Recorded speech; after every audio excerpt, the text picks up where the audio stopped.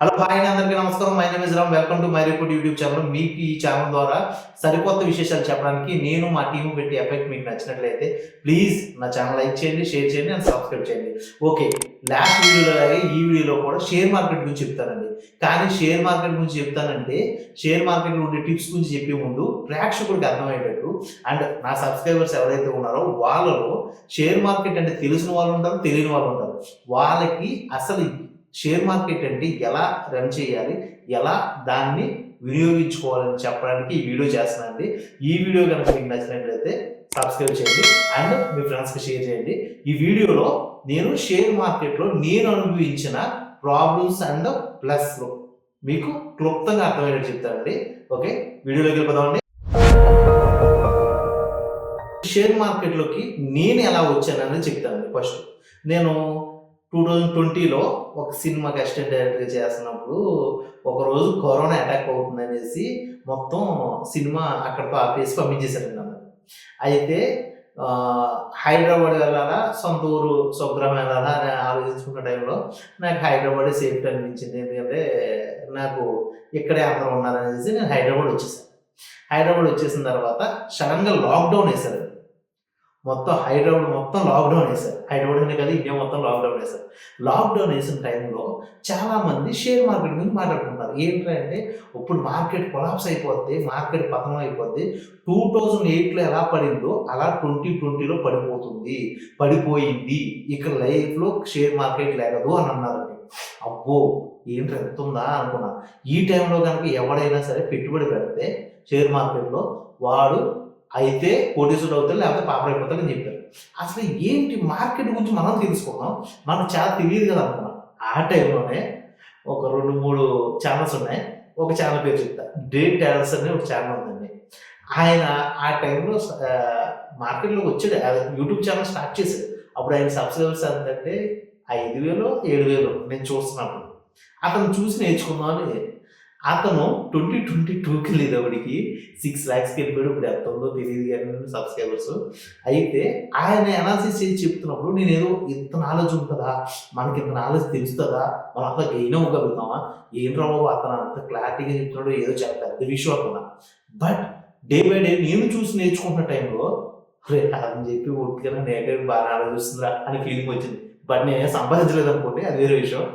But ఏంటంటే ఏదైనా సరే యూట్యూబ్లో చెప్పేది చాలా గొప్పగా ఉంటుంది. బట్ అది మీరు కనుక తెలుసుకోగలిగితే అది చాలా తక్కువగా ఉంటుంది. ఇదే నేను చెప్పాలనుకున్నానండి. బట్ ఈ కరోనా వచ్చిన టైంలో సరే చాలామంది చేస్తున్నారు కదా, మనం కూడా షేర్ మార్కెట్లోకి షిఫ్ట్ అవుదాము, ఫ్యూచర్లో ఎలాగైనా దీని మీద పొట్టు సాధించి ఇది కూడా ఒక ఎక్స్ట్రా ఇన్కమ్గా పెట్టుకుందాం అని అనుకున్నాను. అయితే ఆ టైంలో చాలామంది నాకు సజెషన్ ఇచ్చేవాళ్ళు కానీ గైడెన్స్ ఇచ్చేవాళ్ళు కానీ లేరండి. ఎవరో పక్క రూమ్మేట్ ఆయన ఉన్నారు, ఆయన ఏదో ట్రేడింగ్ చేస్తానని చెప్పాడు. ఆ ట్రేడింగ్లో ఏంటంటే లాస్ అండ్ బేవరేజెస్ అనేది ఉంటుందని, దాని మీద వాళ్ళు -10 lakhs వేస్తారు, +10 lakhs వేస్తారు. ఆ పదాలు చెప్తున్నప్పుడు నేను కన్ఫ్యూజ్ అయ్యాను. అండ్ నాలా చాలామంది ఉంటారు, చదువుకున్న వాళ్ళు ఉంటారు, చదువుకునే వాళ్ళు ఉంటారు, వాళ్ళకి ఇంట్రెస్ట్ ఉంటుంది కానీ ఇలాంటి పదాలు చెప్తున్నప్పుడు కన్ఫ్యూజ్ అవుతుంది. ఇలాగే కన్ఫ్యూజ్ అయ్యి నేను కూడా ఇలా కాదురా, మనం యూట్యూబ్ ఛానల్ చూసి ఒక ₹1,00,000 స్టార్టింగ్ చేద్దాం, ఏదో దిగుదాం అనుకున్నా. అప్పుడు నాకు ఒక ఫ్రెండ్ వచ్చి కొన్ని గైడెన్స్ ఇచ్చారండి. ఆ గైడెన్స్ నా రూపంలో మీకు చెప్తానండి. అదేంటంటే కరోనా టైంకు ముందు ఒక రిలయన్స్ షేర్ గురించి చెప్తాను. రిలయన్స్ షేరు కరోనా టైంకు ముందు అంటే ఏంటంటే అదేంటంటే జనవరి 2020లో దాని షేర్ వాల్యూ 1,300 చిల్లర నుంచి 1,400 వరకు ఉండేదండి. కానీ కరోనా పుణ్యం అని టప్పని పడిపోయిందండి, డౌన్ఫాల్ అయిపోయింది. అది ఎలా డౌన్ఫాల్ అయిపోయిందంటే ఫిబ్రవరి నుంచి మార్చ్ ఎండింగ్ వరకు లాక్డౌన్ వేసే టైం వరకు అది డౌన్ఫాల్ అయిపోయింది. ఆ డౌన్ఫాల్లో అది 700 చిల్లరకు వచ్చేసిన తర్వాత ఒరే ఇంకా లేదురా, ఇంకా రిలయన్స్ మార్కెట్ చాలా పతనం అయిపోయిందని చెప్పారు. ఆ టైంలో అసలు రిలయన్స్ ఎక్కడెక్కడ పెట్టుబడులు పెడుతుందని నేను రీసెర్చ్ చేశాను. మన ఇండియాలోనే రిలయన్స్ పెద్ద కంపెనీ. ఇండియా ఒకటే కదండి, చైనా అండ్ థాయిలాండ్, సింగపూర్ ఇటువంటి పెద్ద పెద్ద కంట్రీస్లో కూడా దాని బిజినెస్ రన్ చేస్తుంది. బట్ దాని బిజినెస్ మన ఇండియా తర్వాత పెద్ద బిజినెస్ ఎక్కడ ఉందంటే చైనాలో ఉందంట. నేను ఇది చూసి ఆశ్చర్యపోయాను. ఓహో, చైనాకి ఏదైనా ఎఫెక్ట్ అవుతే రిలయన్స్కి ఎఫెక్ట్ అవుతుందని తెలుసుకున్నాను. అతను ఏం చేశాడంటే ఆ టైంలో కరోనా ఇంకా లాక్డౌన్ తీసేశారు, మళ్ళీ కంపెనీ రేజ్ అవ్వాలి. అప్పుడు ఆయన ఒక చిన్న ట్రిప్ ప్లే చేశారు. అంటే నేను మార్కెట్‌లో ఆయన స్టఫ్ ఆయనకుంది. బట్ ఈ ట్రిక్ ఏంటంటే ఫేస్‌బుక్ జుకర్‌బర్గ్ తీసుకొచ్చి 10% వాటా మా కంపెనీలో పెడుతున్నాడు. రిలయన్స్ కంపెనీలోని ఒక విషయాన్నైతే న్యూస్‌ని బయటకు వదిలారు.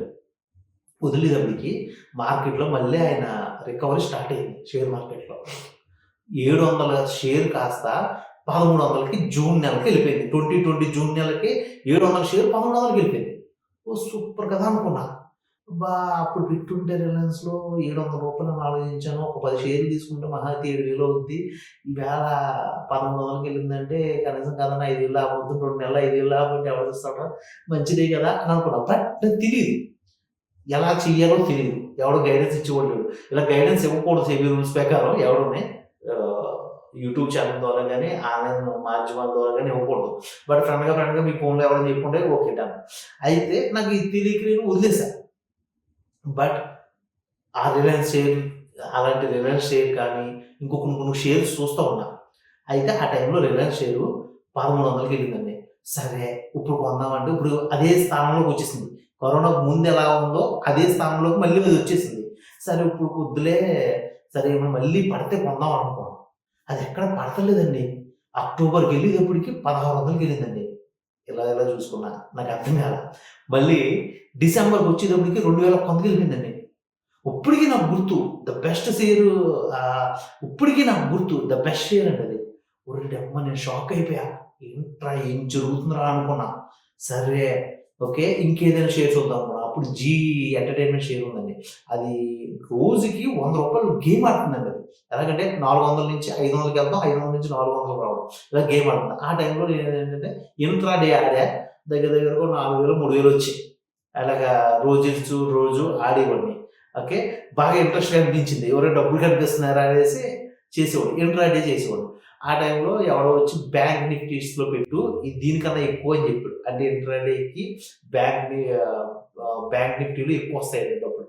అంటే బ్యాంక్ నిఫ్టీలో ఏంటంటే నిఫ్టీ మార్కెట్‌లు ఎలా ఉంటాయంటేండి మనీ రూపంలో దాన్ని ఏమంటారంటే డాలర్స్ అండ్ రూపీస్ రూపంలో అవి లెవెల్స్ చూసుకుంటూ ఉంటాయి. ఈరోజు డాలర్ రేట్ పడిపోయిందనుకోండి బ్యాంక్ నిఫ్టీలో దాని వాల్యూస్ పడిపోతూ ఉంటాయి. దానివల్ల ఏంటంటే బ్యాంకు వాళ్ళ షేర్స్ పడిపోతూ ఉంటాయి. అయి పడిపోయేదాన్ని పిఈ అంటారు. లేచేదాన్ని సిఏ అంటారు. ఓకే. ఆటిల్ని నిఫ్టీ షేర్స్ అంటారు. అవి ఇంట్రా డేలోనే మాత్రమే వర్కౌట్ అవుతాయి. లాంగ్ టర్మ్ వర్కౌట్ అవ్వవు. అటువంటి టైంలో అయి పెడితే ఉంటే సడన్‌గా అయితే అప్పుడు కోటేశ్వరుడు అయిపోవచ్చు. లేకపోతే బేకార్ అయిపోవచ్చు. ఇలాగా ఎవడో ఫ్రెండ్ వచ్చి బాబాయ్ నువ్వు అసలు జీలో ఆడుతున్నావేంటి? బ్యాంక్ నిఫ్టీలోకి వెళ్ళిపోతున్నావు. వెంటనే ఓ 10,000 తీసుకొని బ్యాంక్ నిఫ్టీలోకి వెళ్ళిపోయా. 10,000 పోయాయి. అప్పుడు ఇంట్రా డే అంటే నాకు అర్థమైంది. అంటే ఇంట్రా డే అంటే డైలీ ఆడే ఒక జోన్ అది. 9:30కి ఓపెన్ అయ్యి 3:30కి క్లోజ్ అయిపోతుంది మార్కెట్ మన ఇండియన్ షేర్ మార్కెట్. ఆ 9:30 నుంచి 3:30 వరకే ఆడాలి ఇంట్రా డే అనేది. అప్పుడు ఓహో! నాలా చాలామంది కొత్తగా వచ్చే యువతరం ఇంట్రా డేలో మిస్ అవుతున్నారు.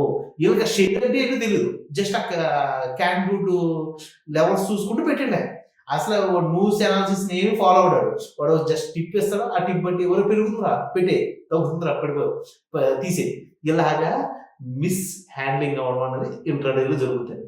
అప్పుడు 10,000 పోతే ఇంట్రా డేకి ఎప్పుడు ఆడకూడదు అనుకున్నాను. తీసేసా. తర్వాత లాంగ్ టర్మ్‌గా పెట్టుకుందాం అనుకున్నా. ఒక 50,000 తీసుకొచ్చి లాంగ్ టర్మ్ పెట్టా. ఓకే. ఇప్పుడు లాంగ్ టర్మ్‌లో దేనిలో పెట్టాలనుకుంటే రిలయన్స్ పెరిగిపోయిందండి. అది ఆగట్లా. 2100 నుంచి 2600కి వెళ్ళిపోయింది జనవరికి. 2020 జనవరికి. ఇంకేంట్రా పరిస్థితి అనుకున్నా. 2021లో ఫిబ్రవరి నెల వస్తుందన్న టైంలో ఇండియా బడ్జెట్ రిలీజ్ అవుతదంటండి. అప్పటి వరకు నాకు ఇండియా బడ్జెట్ యొక్క సమ్మేళనం గురించి నాకు అవగాహన లేదు. ఇండియా బడ్జెట్ యొక్క రూల్స్ అండ్ రెగ్యులేషన్ గురించి నాకు అవగాహన లేదు. ఎందుకంటే ఇండియా బడ్జెట్‌లో ప్రవేశపెడతారంట. మన ఇండియా ఆర్థిక మాంద్యం ఎలా ఉంటది? ఏంటి అని. ఆ టైంలోనే షేర్స్ అప్ అండ్ డౌన్ అవుతాయి. ఎందుకంటే రేపొద్దున నిర్మలా సీతారామన్ గారు ఈ బడ్జెట్ గురించి చెప్తారేమో, అదే ఈ షేర్ గురించి బడ్జెట్ లెవెల్స్ చెప్తారేమో అని ఒక రూమర్ బయటకు పాస్ అవుతుందంట. మన సిబిఎన్సీ ఛానల్ నుంచి, ఎన్‌డీటీవీ ఛానల్ నుంచి షేర్ మార్కెట్ న్యూస్‌లో ఎక్కువ వస్తూ ఉంటాయి. అలాగా వాళ్ళు అనాలిసిస్ చెప్తూ ఉంటారంట. అనాలిసిస్ చేసి చెప్తూ ఉంటారు. ఆ టిప్స్ బయటకి రావడం వల్ల SBI share, Reliance share and Tata steel share ఇలా కొన్ని షేర్స్ నేను ఫాలో అవుతున్నా. అయన్నీ పడిపోయాయి. ఒరేయ్! పడిపోతున్నాయిరా! అంటే మార్కెట్‌లో ఈ షేర్స్ వాల్యూ ఉండదేమో. నేనొచ్చి 4 నెలలు అయింది కదా! 6 నెలలు అయింది కదా! అబ్బే! డౌట్ ఎందుకు పెట్టకూడదు అనుకున్నాను. స్టిల్ నౌ ఫిబ్రవరి 1కి బడ్జెట్ 2021లో ఫిబ్రవరి 1కి బడ్జెట్ రిలీజ్ చేస్తుందండి ఆవిడ. మార్నింగ్ రిలీజ్ చేస్తుంది. నేను షేర్ మార్కెట్ చూసిన రిలయన్స్ షేరు 2600 ఉండవలసిన షేరు 2200 పడిపోయిందండి. ఓకే. పడిపోయింది. ఇంక ఇది లేకదో ఇంకా పడిపోద్దేమో అనేసి ఎవడో రూమర్ వేసాడు. నేను అదే నమ్మేసి ఎందుకులే మనం పెట్టకూడదు అనుకున్నాను. సాయంత్రానికి ఏదో పని చూసుకుని వచ్చి చూస్తే అది 2800కి వెళ్ళింది. ఏంటిది ఇలా జరిగింది అని ఆలోచిస్తూ చూశాను. అప్పుడు నాకు అర్థమైంది ఏంటంటే మార్కెట్ అనాలిసిస్ అనేది న్యూస్ చూసి నేర్చుకోవాలి. ఎందుకంటే అక్కడ ఆవిడ చెప్తున్న బడ్జెట్ వివరాల్లో రిలయన్స్కి ఆవిడ ఎక్కువ పెద్ద పెట్టేసింది. మన ఇండియన్ మార్కెట్లో రిటైల్స్ బిజినెస్కి ఆవిడ ఎక్కువ పెద్ద మార్కెట్ వేసింది. ఇండియన్ రిటైల్ బిజినెస్ చంపకూడదు, పెద్ద వల్ల మనకి మార్కెట్ వాల్యూస్ పెరుగుతాయి, బిజినెసెస్ పెరుగుతాయి అనేసి ఆవిడ రిటైల్ బిజినెస్కి ఆవిడ ఒక ట్యాక్స్ కన్జ్యూమ్ చేసిందండి. చేయడం వల్ల ఏముందంటే రిలయన్స్ మార్కెట్లో టప్మని లేసింది. అప్పుడు నాకు అర్థమైంది, ఓహో న్యూస్ ఫాలో అయితే షేర్ మార్కెట్లో షేర్ వాల్యూ తెలుస్తుంది అని నాకు అర్థమైంది. తర్వాత నుంచి న్యూస్ ఫాలో అవడం మొదలుపెట్టాను. అప్పుడే డేటా అడర్స్ని సబ్స్క్రైబ్ చేశాను. ఆయన ఏం చెప్తున్నా నాకు అర్థం కాదు. చాలా రోజులు ఫాలో అయ్యా. ఆయన ఏం చెప్తాడు, కొడమని చెప్పడం, అమ్మని చెప్పడం, జస్ట్ న్యూస్ చెప్పి చూసేస్తాడు. ఆ న్యూస్ మనం అర్థం చేసుకోవాలి. నాకు అర్థం కావట్లేదు, ఈ న్యూస్ ఏంట్రా బాబు, బాగాలేట్రా. అలా కొన్ని రోజులు ఫాలో అయ్యండి. అప్పుడు నాకు న్యూస్ని అనాలిసిస్ చేయడం తెలిసింది. అలా ఒక 6 months ఫాలో అయ్యారు, న్యూస్ అనాలిసిస్ చేయడం తెలిసింది. ఈ టోటల్ నా ఈ జర్నీలో 1 year పట్టేసింది. 1 yearలో నాకు షేర్ మార్కెట్ గురించి కొంచెం అవగాహన వచ్చింది. ఇప్పుడు ఏ షేర్లో పెట్టవచ్చు, ఏ షేర్లో తీయొచ్చు. అదే టైంలో టాటా స్టీల్ షేర్ మీద నేను కొంత పెట్టుబడి పెట్టాను. ఒక 50,000 రూపాయల దాకా పెట్టుబడి పెట్టాను. ఎప్పుడంటే 2021లో కరెక్ట్గా ఆగస్ట్ ఆ టైంలో పెట్టుబడి పెట్టాను. ఒక 5,000 అంతా లాభంలో ఉందండి. లాభంలో ఉంది, మనం బ్రహ్మాండంగా వెళ్ళిపోవచ్చు ముందుకి. తీసేద్దామంటే అబ్బాయి మిడిల్ క్లాస్ అవగాహన కదా, ఇంకొక 10,000 అవుతుంది, 10,000 తీసామంటే మనం బాగా గెయిన్ చేసాము, 10,000 చెప్పుకోవచ్చు అన్న ఆలోచన ఉన్నాం. బట్ సెప్టెంబర్ నెలలో షేర్ మార్కెట్ కొంచెం యుఎస్ షేర్తో రిలేట్ అయ్యి ఉంటుందంట, అండ్ చైనా షేర్తో. ఆ టైంలో ఏంటంటే సెప్టెంబర్ అక్టోబర్ నెలలో కొంచెం share market down and up చూస్తుందంట. ఆ సంవత్సరంలో డౌన్ చూస్తుంది. ఎందుకంటే 1 yearలో ఒక్కసారి కరోనా వచ్చి పడిపోయి జమ్మలు వేసింది కదండి. ఆ జమ్మలు వేసి ఒకసారి బాగా ఎక్కువ వెళ్ళిపోయింది. ఎందుకంటే ఒక రిలయన్స్ షేర్ గురించి మీకు చెప్పాను కదా, 700 రూపాయలు, 1,300 రూపాయల షేర్ 700 పడిపోయి 700 నుంచి 1,300 కాస్త 2,800కి వెళ్ళింది. అంత లెగిసిన షేర్లు అలా ఒక్కసారి సెన్సెక్స్ అండ్ నిఫ్టీ 24 సెన్సెక్స్ అయితే 40,000 పాయింట్లు ఉన్నది, దగ్గరగా 70,000 పాయింట్లకి వెళ్ళింది. నిఫ్టీ 8,000 పాయింట్లు 9,000 పాయింట్లు ఉన్నది, 30,000 పాయింట్లకి వెళ్ళింది. అలా వెళ్ళడం వల్ల ఒక్కసారి లేసింది కదా, ఇప్పుడు మార్కెట్ని కొంచెం పడేద్దాం అని అనుకున్నారు. అలా పడేస్తున్న టైంలో నాది కాస్త లాస్లోకి వచ్చింది. ఇదేంట్రా లాస్లోకి వచ్చింది, టాటా స్టీల్ మనం ఏదో ఆ రోజు 5,000 తీసేసుకుంటే 50,000 దశమును 5,000 లాభం ఉంది కదా అనుకున్నా. సరే షేర్లో టాటా స్టీల్ అండ్ రిలయన్స్ విప్రో, ఇన్ఫోసిస్ ఇవి స్టాండర్డ్ కంపెనీస్ ఎప్పటికీ తీయు. ఏదైనా చిన్న కంపెనీస్ అయితే మన పెన్నీ స్టాక్స్ అయితే తీసేస్తారు కదండి, ఇవి ఎప్పటికీ తీరు. దీని మీద నా నమ్మకంతో ఓకే మనం సంపాదించుకున్న మన సేవింగ్స్ అకౌంట్లో మన సేవింగ్స్లో ఉన్న డబ్బు ఏం పర్లేదు అనేసి అలా వచ్చేసాను. 2022 వచ్చిందండి. 2022లో కరెక్ట్గా మార్కెట్ పెరుగుతుంది. అసలు నాకు వచ్చేసింది. ఇంకా ఇంకో 2,000 లాభంలో ఉందనగా ఇప్పుడు పెరుగుతుంది కదా ఉంచుకుందాం అని అనుకున్నాం. అదే టైంలో మన ఉక్రెయిన్కి రష్యాకి యుద్ధం వచ్చిందండి. ఆ యుద్ధంలో నా మార్కెట్ మొత్తం కొలాప్స్ అయిపోయింది, పడిపోయింది. రే ఏంట్రా ఇది అనుకున్నా. జూన్ నెల వచ్చింది, మార్కెట్ సస్టైనబుల్ నుంచి కొంచెం స్టాండర్డ్ అవుతుంది అనుకున్న టైంలో అప్పుడు టాటా స్టీల్ వాళ్ళు ఏం చేశారంటే సడన్గా వాళ్ళ షేర్స్ని మల్టీ చేశారు అండ్ డివిడెండ్ ప్రకటించారు. అలా డివిడెండ్ ప్రకటించడంలో నా షేర్స్ నేను 100 తీసుకుంటే అవి 1000 హ్యాపీ ఫీల్ అయ్యా, సూపర్గా 1000 షేర్స్ నా దగ్గర ఉన్నాయి. బట్ దాని వాల్యూ అంతే వాల్యూ ఉంది. 100 షేర్స్ నేను ఎంత కొన్నానంటే 1,350 రూపాయలు కొన్నాను అనుకోండి, దగ్గరగా 1,30,000 అయింది అనుకుందామని. అవి చేసి దాని వాల్యూ ఎంత పెట్టాడంటే 130 రూపాయలు పెట్టాడు. మళ్ళీ సడన్గా దాన్ని డౌన్ ఫాల్ చేసుకుంటూ వెళ్ళాడు. అది సరే మళ్ళీ పెరుగుతాయి కదా నా ఉన్నా. అలా 2023కి వచ్చేటప్పటికి మళ్ళీ పెరిగాయి, 140కి వెళ్ళింది, లాభం ఉంది. ఇప్పుడు 10,000-20,000 లాభం ఉంది. ఓకే తీసేద్దాం అనుకున్నా, లేదు అప్పుడు నేను న్యూస్ అనాలిసిస్ చేస్తున్నాను కదండి, బాగా గైడెన్సెస్ ఫాలో అవుతున్నాను కదా. ఆ టైంలో నాకు వచ్చిన ఫీడ్బ్యాక్ ఏంటంటే టాటా స్టీల్ మీద దగ్గర దగ్గరికి ఇది 380కి వెళ్తుంది వచ్చే సంవత్సరం 2024కి అనేటప్పటికి సరే ఇప్పుడు నా సేవింగ్స్ని తీసుకోవడం ఎందుకు అనేసి వదిలేశాను. 2024 ఆఫ్టర్ ఎలక్షన్స్ తర్వాత ఆ షేరు జూన్ నెలకి 1,03,000 లాభం చూపించింది నాకు. చాలా హ్యాపీగా ఫీల్ అయ్యా. ఓకే, అప్పుడు తీసేసా. ఒక 3 ఇయర్స్కి నాకు ₹1,00,000 పెడితే ₹1,00,000 లాభం వచ్చింది. Super happy. That's all. అది షేర్ మార్కెట్ అని నాకు తెలిసింది. అంటే long term investment the best investments. దాంట్లో కంపల్సరీ మీరు రిటర్న్స్ చూస్తారు, చాలా బాగా ఫాలో అవచ్చు. ఇదే షేర్ మార్కెట్లో మనం చెప్పబోయే టిప్ అంటే ఏంటంటే, మీరు షేర్ మార్కెట్ని ఒక రోజు 2 రోజులు చూసి నేర్చేసుకునేది కాదండి. మీరు లాంగ్ టర్మ్ ప్రాసెస్ ఫాలో అవుతూ నేర్చుకుంటూ ఉంటే మీకు ఖచ్చితంగా మీకు దాంట్లో గ్రోత్ ఉంటుంది. ఇది చెప్పడానికి ఈ వీడియో.